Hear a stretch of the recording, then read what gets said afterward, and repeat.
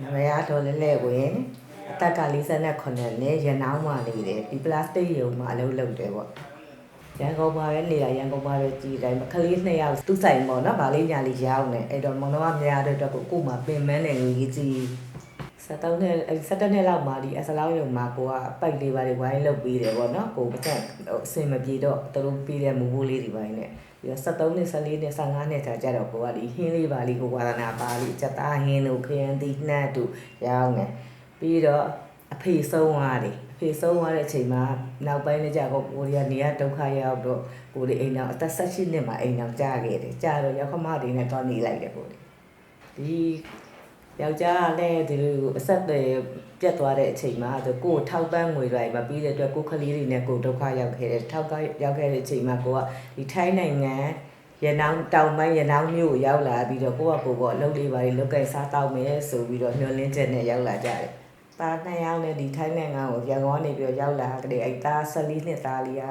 ဒီဘယ်လိုရောက်လဲမိဘပင်မတဲ့အတွက်ကိုသူ့ကလေးအညီလေးကလည်းငယ်သေးတယ်ကလေး3လလေးဆိုတော့သူကဒီပလာစတစ်ပေါ့နော်သူဒီလှဲလေးနဲ့ပေါ့လိုက်ကောက်မဲ့အလုပ်ကိုသူကစလုပ်တယ်အမေကကျတော့သူ့ဝိုင်းရွေးပြီးတယ်ပြုတ်ပြီးတယ်သူကအဲ့ကလေးကဒီ14နှစ်လေးရဒီရနောင်းမှာ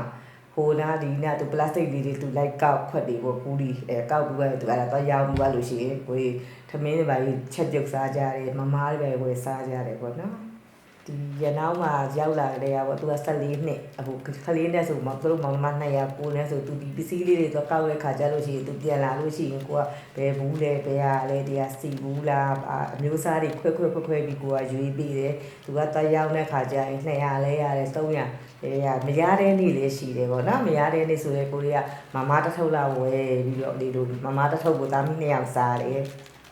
2019လဲရတော့ဒီပလတ်စတစ်ယုံမှာကိုဒီမှာဆိုအလုပ်လုပ်တယ်ဆိုရင်ဒီကချင်းထဲမှာအမျိုးအစားတရားပါမျိုးစားတာပါမျိုးစားတာပါမျိုးစားသူ့ကလည်းသူပြန်ထည့်ရတယ်ထည့်ပြီးတော့မှကိုယ်အိတ်ထဲကိုထည့်ရတယ်ပြီးတော့လို့ရှိရင်ဒီအလုပ်ကိုလာတဲ့အခါကျဒီအလုပ်မှာက PP တို့ P1 တို့ C ဘူးတို့ဒီ OISHI ဘူးတို့တက်စီခွဲကွန်းကိုကထည့်ပြီးကီလိုချိန်ချိန်ရတယ်ကီလိုချိန်ချိန်ပြီးတော့ဒီကိုကဘယ်နှကီလိုရတယ်လဲဆိုရင်ပြီးရင်တို့ပေါက်စားနဲ့ပတ်ဆက်ရှင်းပြီးဒီပကတ်ဆက်ကွန်လောက်တာတွေစေုံဘတ်တို့ဒီ